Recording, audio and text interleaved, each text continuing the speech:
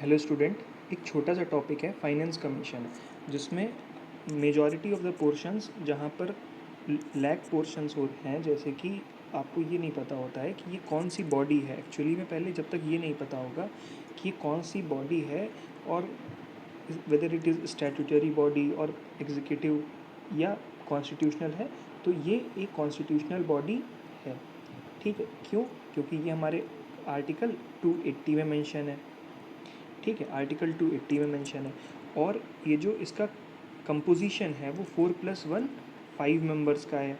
ठीक है, तो कंपोजिशन हमको पता चल गया और ये पता चल गया कि ये कॉन्स्टिट्यूशनल बॉडी है।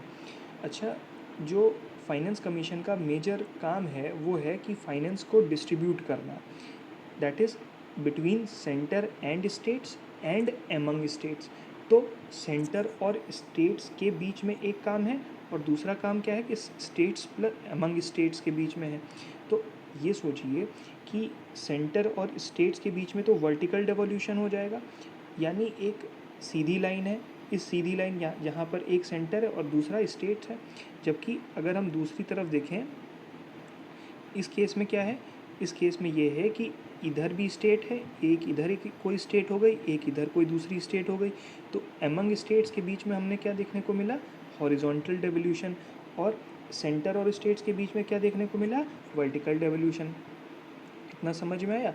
अब अच्छा चलो, स्टेट्स और स्टेट्स के बीच में हॉरिजॉन्टल डेवोल्यूशन जो है उसके वो पैरामीटर एग्ज़ाम्स में हमसे पूछता है।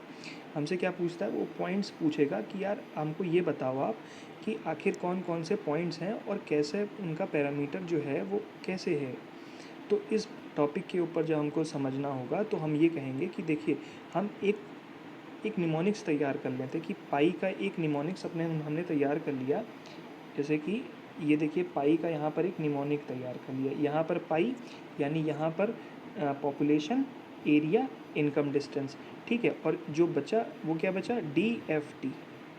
ठीक है, जहाँ पर D demographic performance, F forest and ecology, T से टैक्स एंड फिजिकल एफर्ट्स।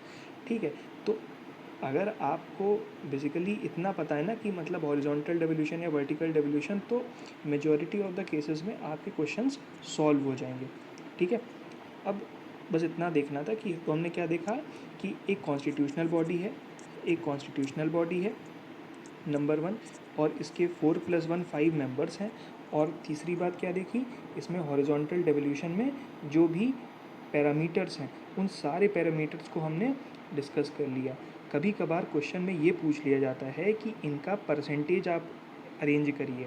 तो सबसे ज़्यादा याद रखना, इनकम डिस्टेंस के बाद डेमोग्राफिक परफॉर्मेंस के बाद आपका एरिया पॉपुलेशन, यानी सबसे ज़्यादा इनकम डिस्टेंस रहेगा, उसके बाद रहेगा डेमोग्राफिक परफॉर्मेंस, उसके बाद ये पॉपुलेशन और एरिया, उसके बाद आप फॉरेस्ट और इकोलॉजी, और इसी हिसाब से अरेंज कर सकते हो। तो क्वेश्चन टॉपिक एक है, पर उससे जो majority of the questions frame हो सकते थे वो पॉसिबल क्वेश्चंस यहीं होंगे। ठीक है, तो किसी भी टॉपिक को कवर करिए तो उसको होलिस्टिकली कवर करिए, अदरवाइज़ कहीं ना कहीं वो आपसे वो प्रश्न छूट जाएगा फिर आपका। ठीक है, और अगर इस प्रकार की आपको वीडियो अच्छी लगती है और आगे आप चाहते हो कि ऐसी वीडियोज़ आपको लगातार मिले, तो kindly subscribe to this channel. Thank you.